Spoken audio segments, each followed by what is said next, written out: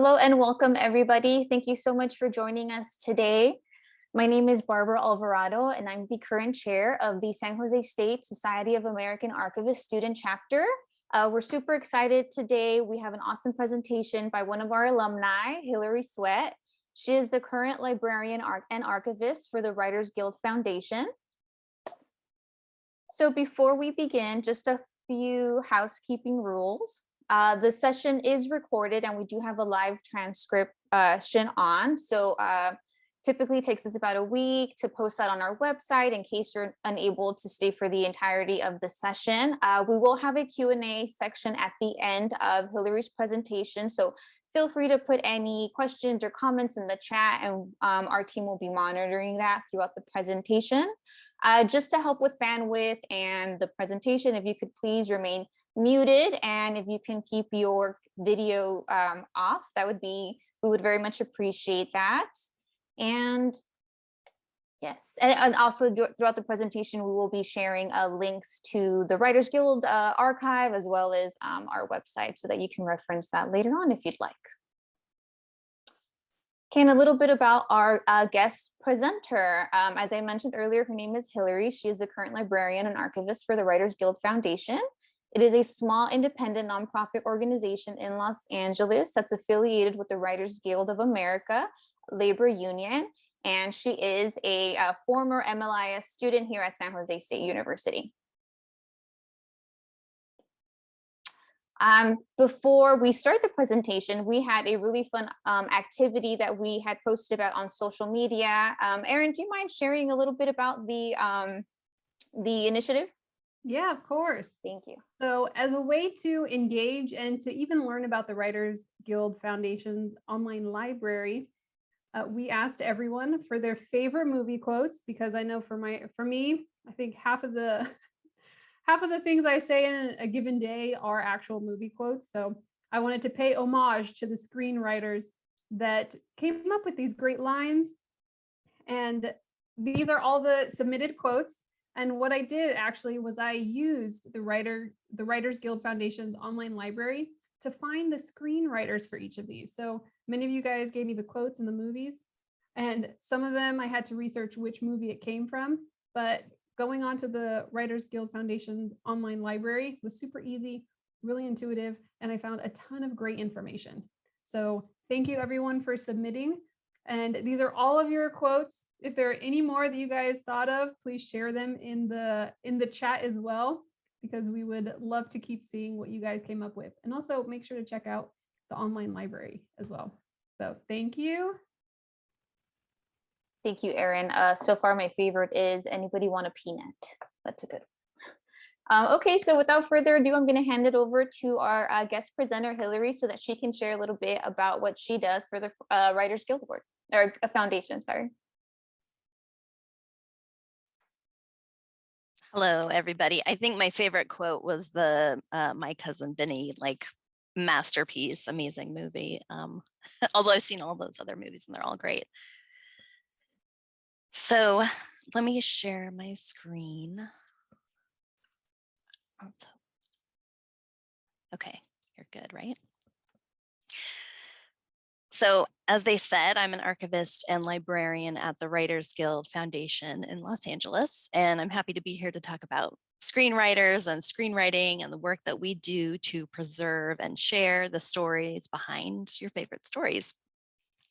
I'll talk more about my career path at the end, but as a preface, I did work in the entertainment industry before coming to this job or before pursuing my MLIS, so I'll talk more about that later. One of our mottos at the WGF is that it all starts on the page. Every scripted film or TV show that you binged during the lockdown started with a writer who had an idea and brought that story and characters to life through their words. And in the collaborative world of film and television production, the writer is one of the most important pieces in the creative process, especially nowadays in TV, where showrunners can be household names even.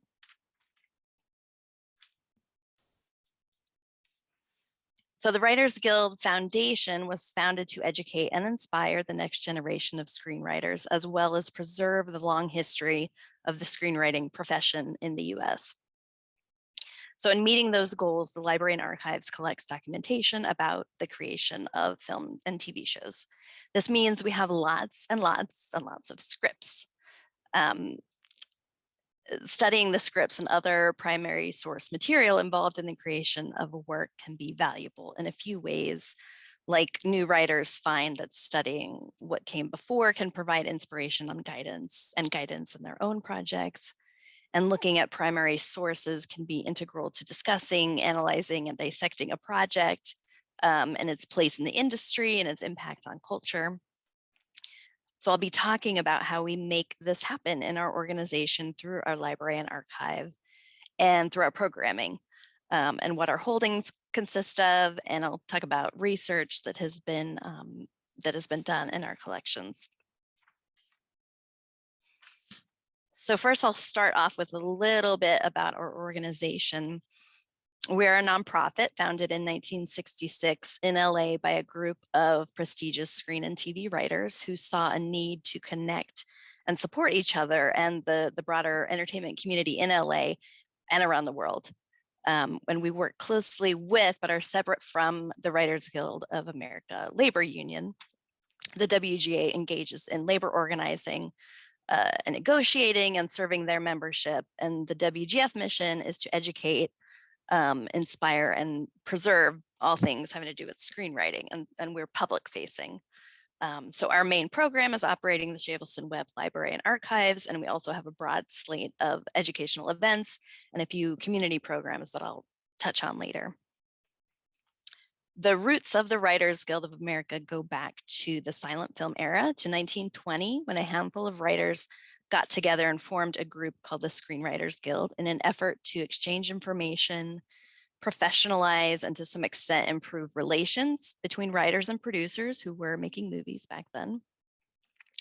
In 1933, various simmering ideas came to the surface, and the Screenwriters Guild reorganized officially as a labor union and began to negotiate and fight for things like fair and accurate credits, standard minimum wages, and better working conditions.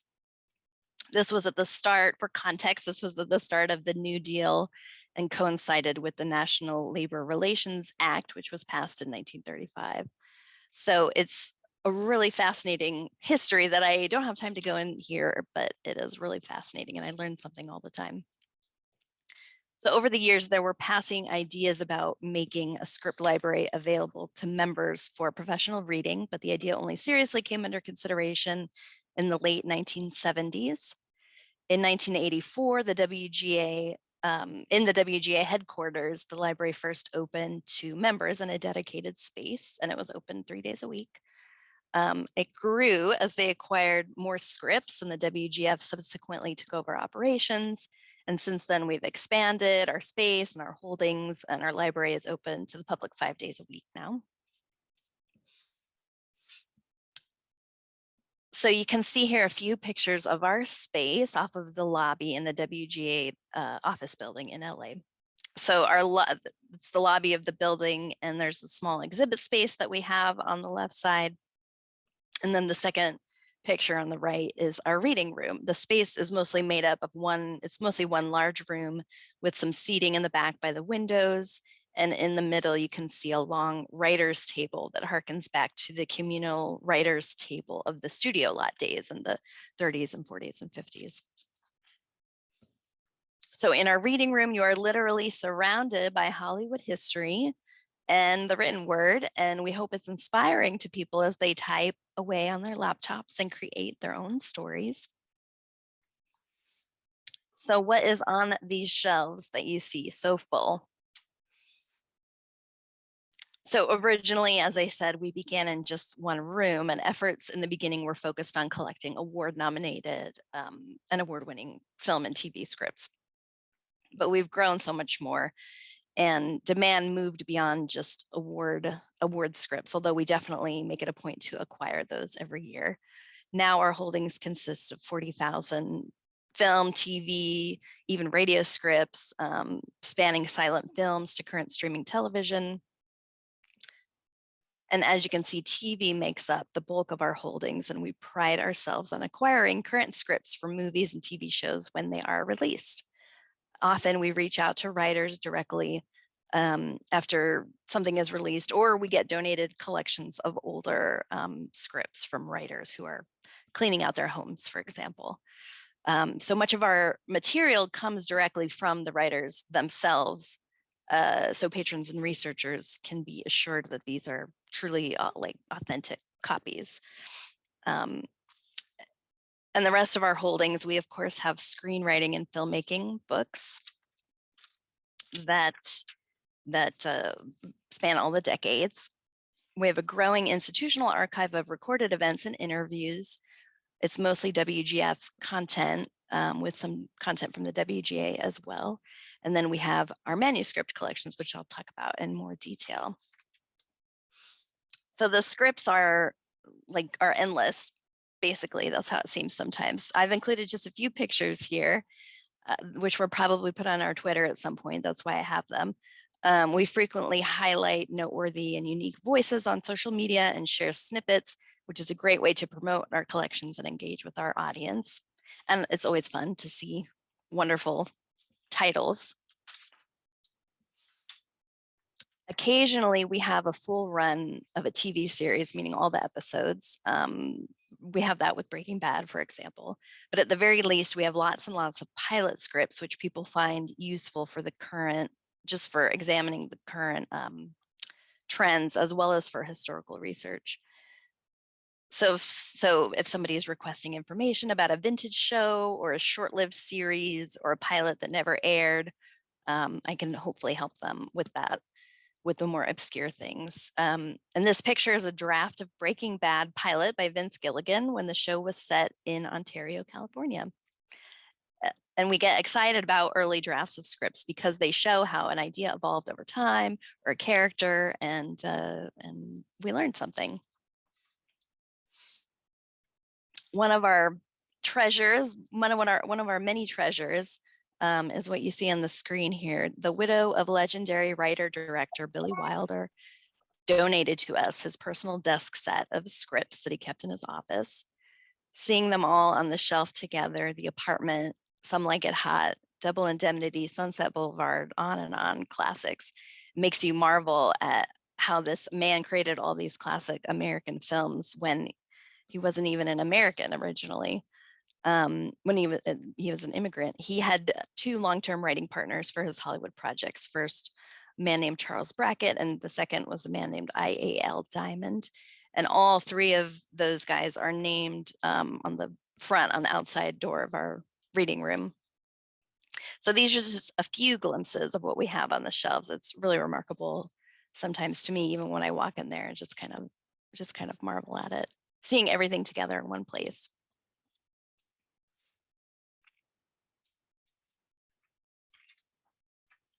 Oh, did I skip? Oh my gosh, hold on.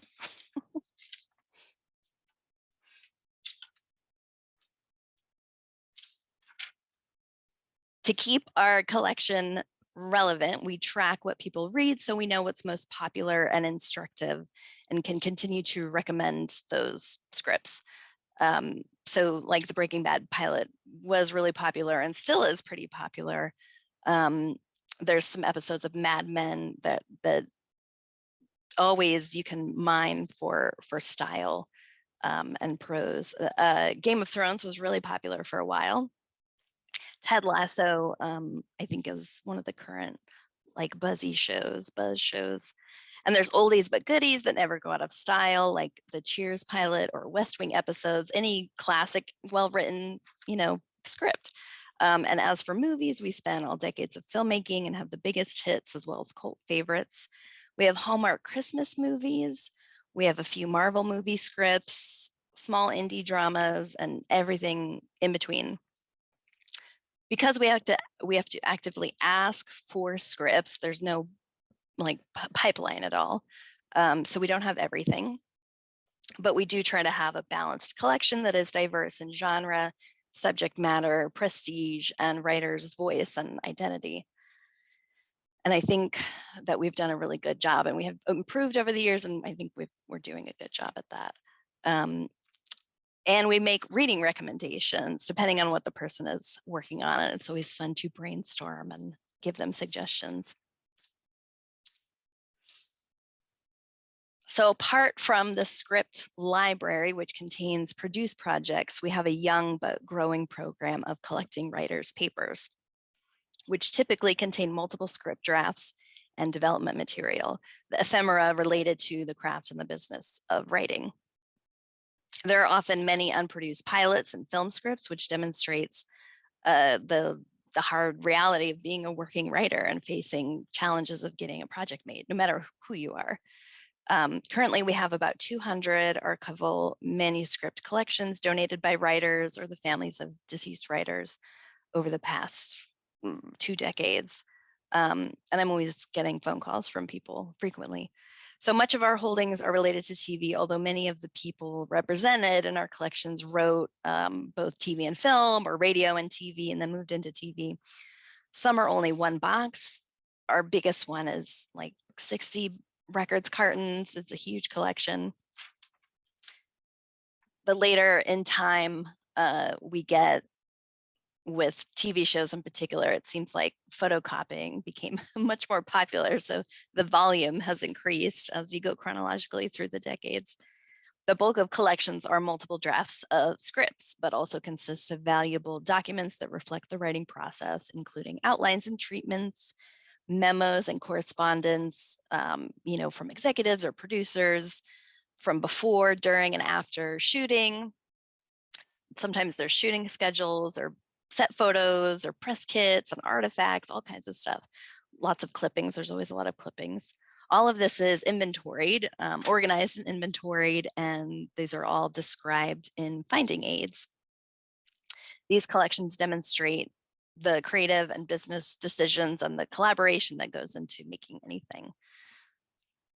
And these pictures, this is just a little snippet of our climate controlled vault space. It's not a big space, but it used to be a bank vault, actually, because we took over the bank that was here. So that's kind of a cool, it was fortuitous.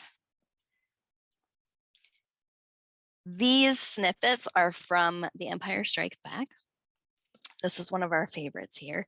The first writer was a well-known pulp sci-fi writer named Lee Brackett.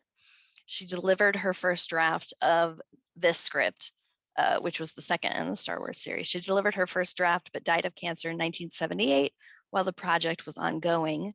And then Lawrence Kasdan, who had just delivered his script for Raiders of the Lost Ark, was hired to finish the script. He's got a bunch of great stuff in his credits. So you can see two versions of Yoda's famous do or do not, or there is no try.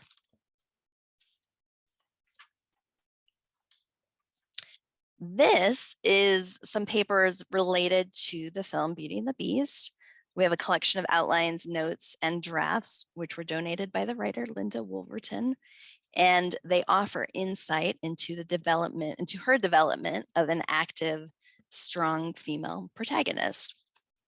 In this memo to Disney executives Jeffrey Katzenberg and Peter Schneider and Don Hahn, she tells them in the underlined section that you can see that Belle wants someone to love, but it's not her only goal in life.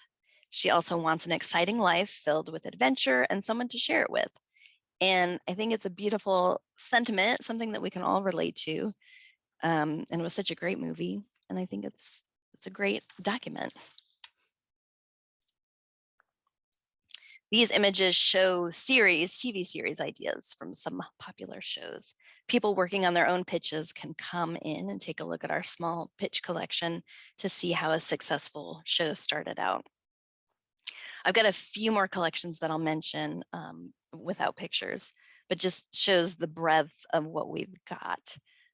We have multiple donations from writers on The Tonight Show with Johnny Carson that are filled with typed monologue jokes and sketches.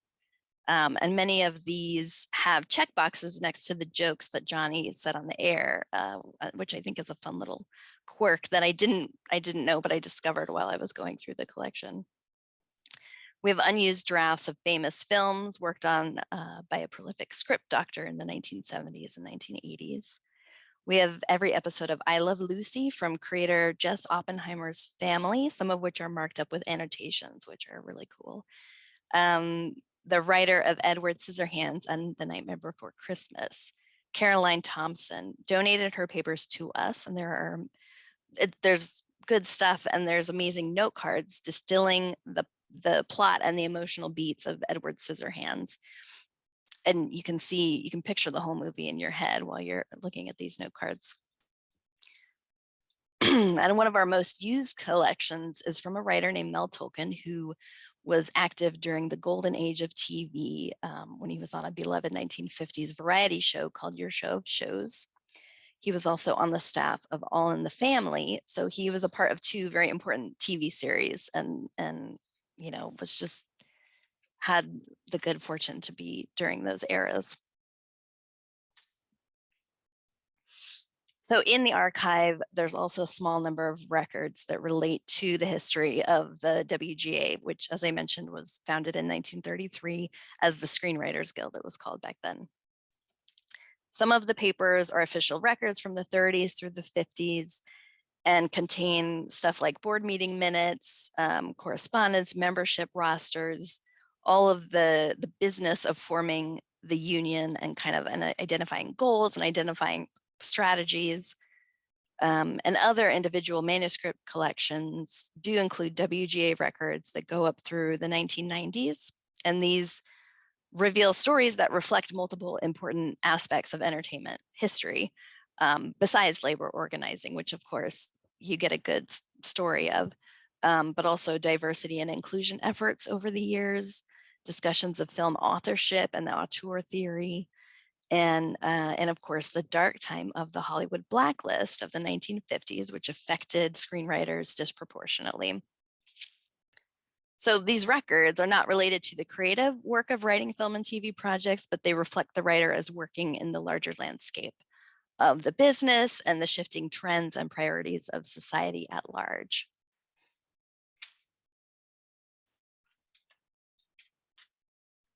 I'll talk a little bit more about the blacklist.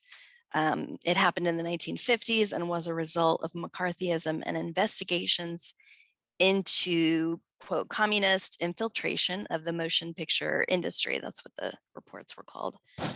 This meant that hundreds of writers, along with other people, other craftspeople, were named in testimonies, and then they were either barred from working in the business, nobody would hire them, or they worked under pseudonyms or used fronts. And some people left the United States altogether. And this is one of those evergreen research topics that can be viewed through so many lenses rather than just the political element. And this photo, or these 2 photos, show a snippet from the FBI surveillance file of a writer named Hugo Butler. He and his wife decided to take their kids and live in Mexico rather than testify in front of the committee. They got subpoenas and then took action. They left LA suddenly and were gone for 13 years, during which Hugo wrote scripts using pseudonyms. They came back to the US eventually. Hugo died in 1968, and in the 1980s, his wife Jean filed a Freedom of Information Act request for herself and Hugo's file. And she got back like 4-inch thick FBI files, all heavily redacted, as you can see here. So they were, it's kind of mind-boggling to look at. So WGA and screenwriting history is very rich and complex, and I'm always learning more, and I could probably do a whole presentation on that, but I will move on.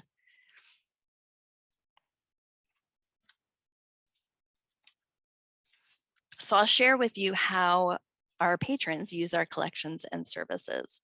Our users vary across the board, from people literally on vacation in LA who want to go somewhere cool or unique, all the way to professional writers, college students looking to break into the industry, of course.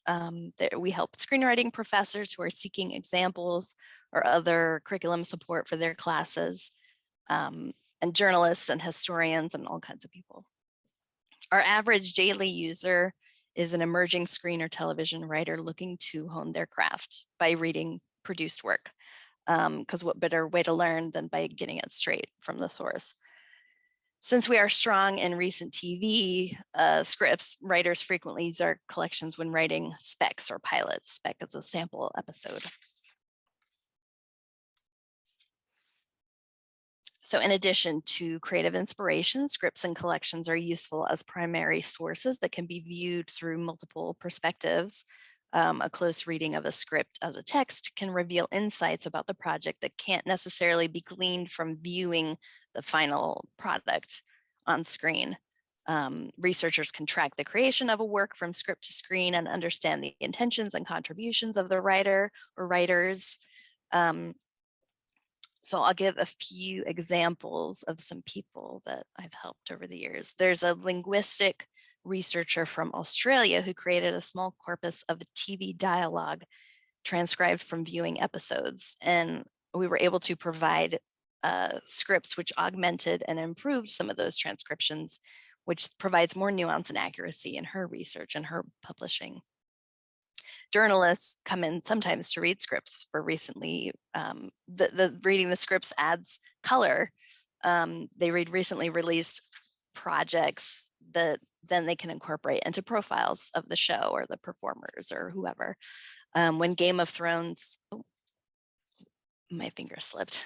When Game of Thrones fever was high in 2018, before the final season aired, a Vanity Fair journalist read every script from the series in our library. And offered up insights into the plot and character intentions that fans ate up. And she, I'm pretty sure, gave us a credit on, and mentioned us in her article. So that was pretty cool. Fans get in touch with us occasionally to delve really deep into specific scenes and identify, or, with help in identifying the intention of the writer on a single page or a specific moment. And one of my favorite research questions have been from the Oxford English Dictionary. A few people have gotten in touch over the years to verify the usage of certain slang words that were popularized or originated in movies and TV. One example is janky, the word janky from the movie Harlem Nights that came out in 1989. And the noun usage rather than adjective, the noun usage of the word cockamamie from the TV show, 1950s TV show, Car 54, Where Are You? I never know who's going to ask it and what they're going to ask. So we were able to provide snippets from the scripts, which are referenced in the OED. We've got such a broad array that there's something for everyone. There really is something for everyone. So the big question, how can you read and access all this great stuff? We are freely accessible. During normal times, we are freely accessible and open to the public 5 days a week. People think that you have to be a WGA member or that you have to work in the business or have an academic research question, but we serve all kinds of people, all ages and backgrounds, anybody who wants to read or study. Each of our produced scripts is cataloged, which is on our website. And it's keyword searchable and organized by writer and title, basically. And the fields are the fields that we use are very specific to scripts, but as basically they're a variation of Dublin core elements. Our manuscript collections are listed in our catalog and at the Online Archive of California, which is a great search portal for keyword searching collection guides from all over the state, basically. This is the main way that scholarly researchers find us. So definitely peruse the website if you haven't seen it before. We are a non-circulating library. So basically we're just special collections and archives. Because screenwriting is done as work for hire and copyright for scripts is owned by the producing company or studio, we can't share. Outside, we restrict access to only on-site in our library, meaning we offer access just to the copies of the scripts that we possess. This, of course, has been challenging during COVID and being closed for 2 years. We're still closed now. So we have been offering extensive research assistance and relevant screenshots to help patrons when we can. We know kind of what patrons want and how patrons use our library. So we decided to bring a little bit of the library to them as much as we could. We posted breakdowns of many current TV series, which we identify things like page counts and act breaks and tone and more kind of details about particular shows. So people writing specs or samples of that TV show can have the information. even though they can't read the scripts directly. And we've been doing some of that with film as well. And we get reference emails, we answer those. And if I don't have a resource, I point people toward helpful resources. There's places to find scripts online, helpful books, other archival collections, WJ history I help people with a lot, anything and everything having to do with screenwriting. We have thousands of paper scripts, of course, but now every script that we acquire is digital, basically, apart from the manuscript collections that get donated of older stuff. So in normal times, we provide access to our digital holdings using passcode protected iPads that you get when you check in with us. So that's what you see in this picture. They're loaded up, preloaded with PDF copies of scripts. We don't offer online access because of the copyright thing, as I was mentioning before. So it's an area that we need to figure out how to move forward, I guess, or make a plan for the future of our library, I think.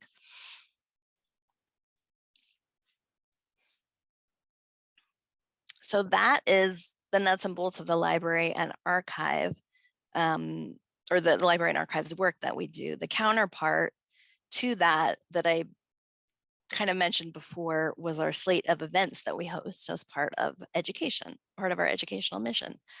We typically interview writers and related Hollywood people, such as agents, producers, and executives.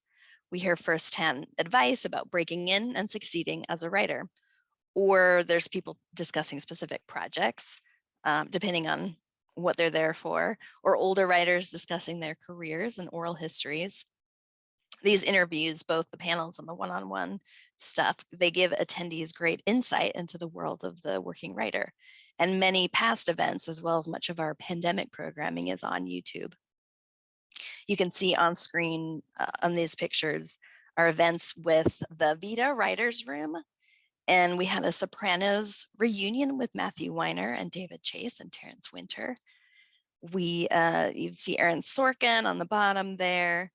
And then Camille Nanjiani and Emily B. Gordon when The Big Sick came out, and Bill Hader and Ava DuVernay, just like a small sample of people that we've interviewed over the years. So it's really fun.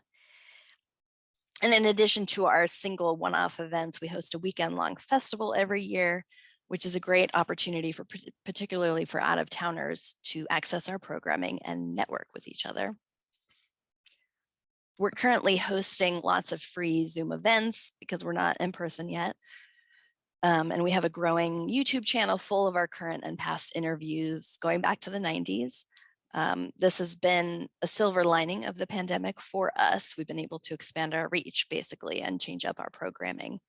Now we get attendees and panelists from all over the world basically, instead of just being limited to LA. So it's pretty cool. My colleagues in the library recently started doing what we call script breakdown. So taking advantage of the Zoom format, we interview a writer and use screen share to bring up specific pages while the interview is happening, specific pages from their script, and ask about certain choices and dialogue or description, intentions, and have great conversations about how the final product came to be. The most recent one was with Sean Hader, who wrote and directed Coda, which is a wonderful movie, and it was a great interview. And all of that's on YouTube. I think that's on YouTube already probably. And pretty much all of our programming that we've done recently is on YouTube.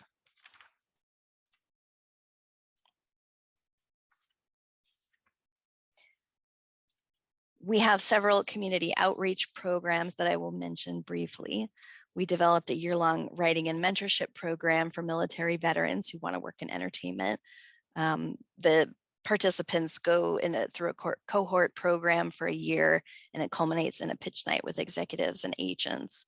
And we also facilitate writers speaking to college students and partner with other nonprofits to connect the public to writers or help connect other people to writers.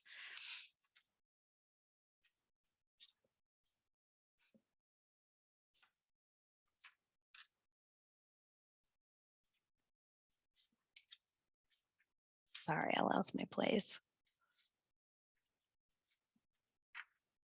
Okay. So I'm going to close it out. That's everything about the WGF, Library and Archives. I'll tell you a little bit about myself now. I'm from Southern California, and like many people, fell in love with movies and went to film school. I worked in a few entertainment assistant jobs and learned a lot about the business. And I actually worked at my last job was working at a small literary agency with a lot of TV writers. So that particular knowledge turned out to be very handy in this job. But I wanted something else. I knew I wanted something else. I wanted to help people. I knew I had an affinity for research and was very interested in film history and archives. So I decided to go to San Jose and get the MLIS degree. I didn't necessarily have a grand plan, but I knew from my first class that I had found my tribe of people and found the work that I could be passionate about. And I hope all of you feel the same way attending San Jose. So after graduating, I had for a few years, I had some short-term gigs and library assistant type jobs. I think there's like 3 or 4 things on my resume, random stuff, but I was hungry for any experience I could get.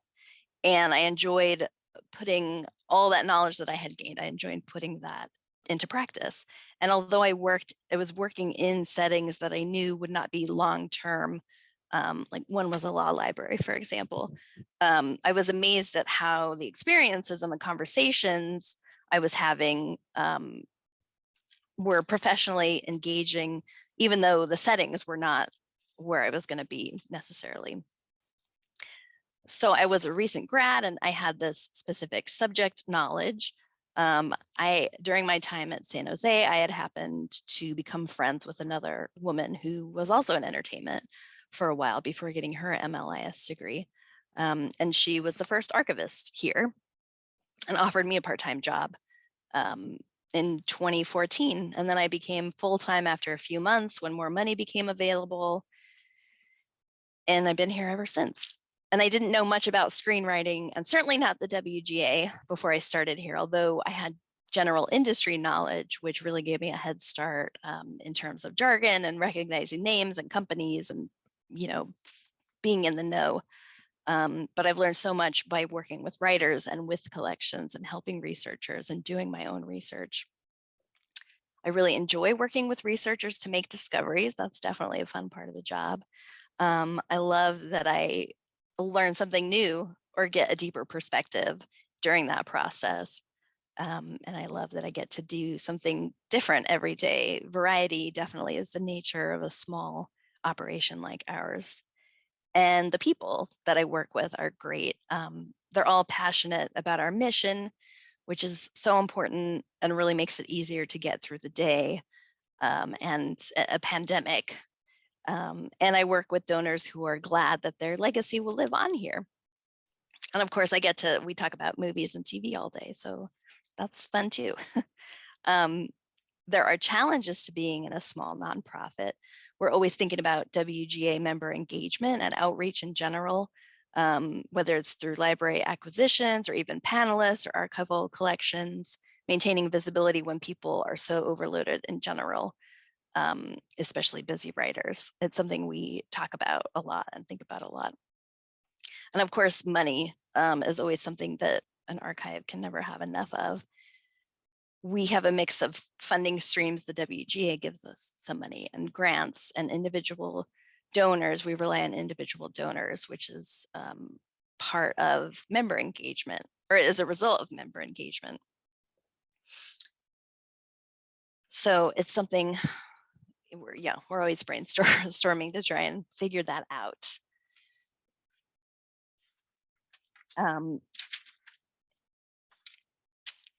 And that's it.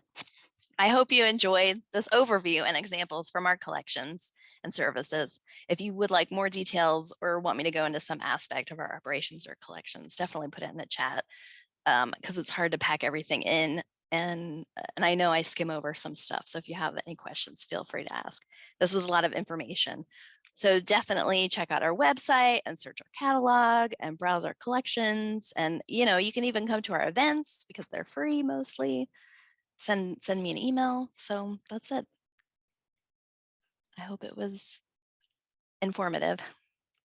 Yes, thank you so much, Hilary. That was amazing. Such an interesting place to work at. Yeah, really, really awesome and informative presentation. Really appreciate you taking the time out to share your experiences with us. We did put some important links pertaining to the Writers Guild Foundation in the chat. If you'd like to follow them on social media or visit their website, that information is there. We did get a couple questions throughout your presentation, so we're going to go ahead and transition into the Q&A. If anybody else that's currently here has a question, feel free to put that in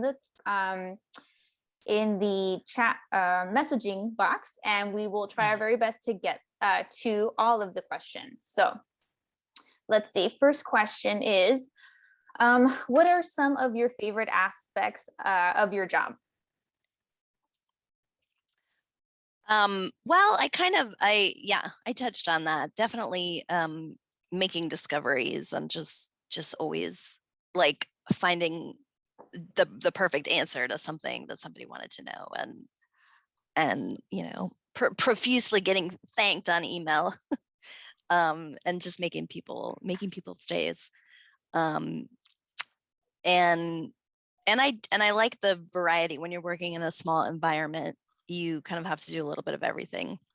I mean, I've even like organized like 1 or 2 events over my time here, and I'm not an event planner. So we all pitch in. There's 2 other librarians who work here also, and you have to be flexible. And I like the variety. It keeps you engaged. Awesome, thank you. Next question is, what is the most surprising thing that you have encountered while working at the WGF archives? Wow, that's a tough question. question. I don't know if I've been surprised by anything. Well, just learning all about the WGA itself has been it never ends. I'm always learning something new, and I just had never, I don't know, I'd never thought about unions before. I had never thought about starting an organization like from the ground up, which they did, and got kind of started in the 20s and then officially started in the 30s. So I guess I didn't know how much work it was to do that. And the writers are always surprising me, the people in my collections. Like I write their bios and look them up on Wikipedia, and they're so talented and so have so much success and kind of variety of things that they've done. So that's always wonderful too. Thank you. Our next question is, so in addition to donations, does the archive purchase scripts or materials for the archive? No, not currently. It's not part of our budget. I suppose if we got bigger or it became more important, we would do that. But generally, yeah, no, we don't do that. And the writers are like pretty much always happy to donate to us their scripts because it's, you know, part of their legacy in our library. So. Right. Okay. Thank you. Let's see. Next question is, I'm not sure if you touched on this already, but I'm going to go ahead and ask it just in case. Do you only collect scripts written by WG members, or do you also collect scripts from non-members? Yeah, that's a good question. It basically is just WGA members, just because actually, well, one of the reasons is because that's the people we have access to. I mean, if there's a foreign language film made by I don't know, made in another country, I don't know how to get in touch with those people, so I can't acquire their script. But also our visitors are you know, looking to break into Hollywood, into English speaking Hollywood. We do have some there's scripts that studios send out for your consideration versions of, for instance, like award around Oscar season. So like somebody like Pedro Almodovar or Parasite, like one of those scripts is going to be put out in English. Roma, they put out Roma in Spanish and English, which was cool. So we do have like a little snippet of those. And even often British filmmakers, there's some like transference of jurisdiction between like Britain, the Writers Guild of Great Britain and America. So they work together. So sometimes like British filmmakers are members of the WGA, and it just depends on stuff other than it's in my control. Great, thank you. So before I get to the next question, I also want to read some of the comments that we've gotten in the chat. So Sabrina said, super informative. Thank you, Heather. Fantastic presentation. By far, this has been my favorite this semester. So thank you. Candy said, let's see. So interesting. Thanks so much. So a lot of really positive comments. So thank you so much, Hilary.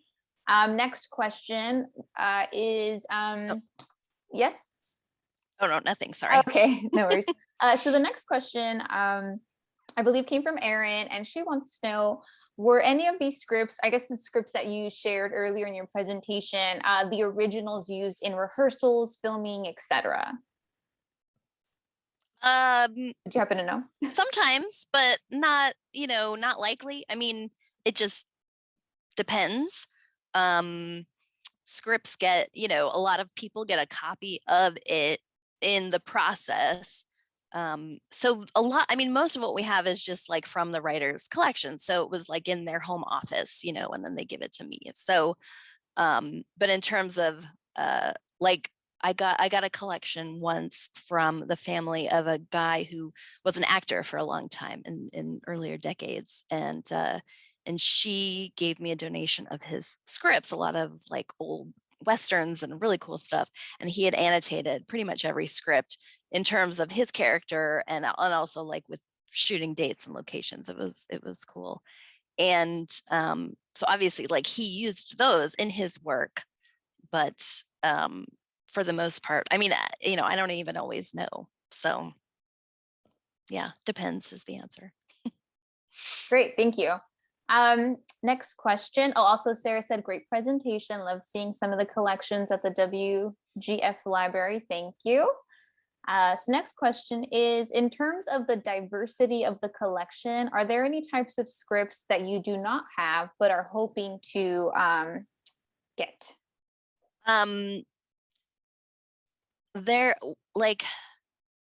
There's been a couple of areas where we've like said, gee, it would be nice if we had more of this over the years.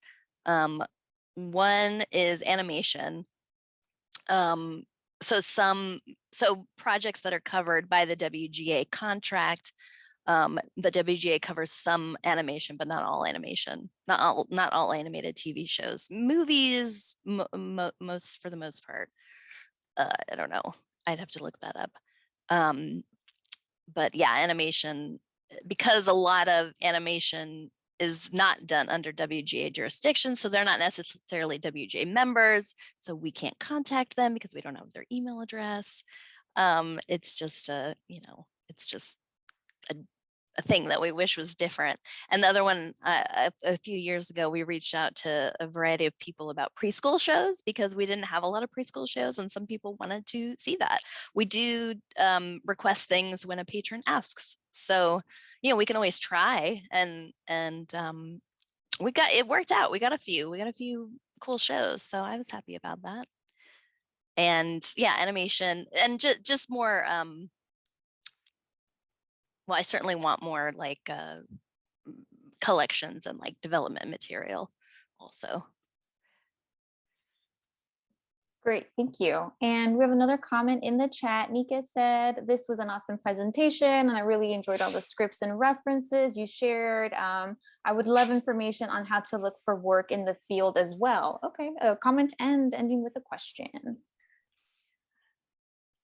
I wish I had some good advice to offer, but internships and like volunteering places and I don't. In my case, I happen to know, I knew somebody, it was networking. I mean, it's the same with any job or any discipline that you're pursuing. All the same tips apply. But certainly if you want to work in film archives, having a knowledge of the material or the crafts is a good thing. Or that goes a long way, I'm sure. I Great. don't know what else. No, thank I'm you. glad everyone enjoyed it. I'm glad. I mean, it's fun to talk about film and TV is the bottom line. So Yeah, absolutely. And I it mean, makes for an interesting presentation. it does. Yeah, it was great. I think everybody really enjoyed it. Let's see. Okay, next question. Do you have scripts in languages other than English? If yes, do you provide English translations of the scripts? Well, as I said earlier, sometimes we get scripts that are translated, like official copies of translated scripts. But other than that, no, we don't. Simply because we're the Writers Guild of America, and we can't get everything. So we have to limit our scope to basically English language. Okay, thank you. Then we have another comment in the chat. Heather is planning to tell her friends, so you might get some SJSU visitors soon. Everybody can email me. Yeah, thank you. We're not like the building. We're not like officially open yet, but hopefully soon. So it's usually we just can have visitors and it's fine. But right now it's got to do it in advance. Great, that's good to know. Thank you. And then, so next question, and I think this might be the last one. See, David wants to know, well, he said, I also love films and film history. What do you recommend for the first step to look for?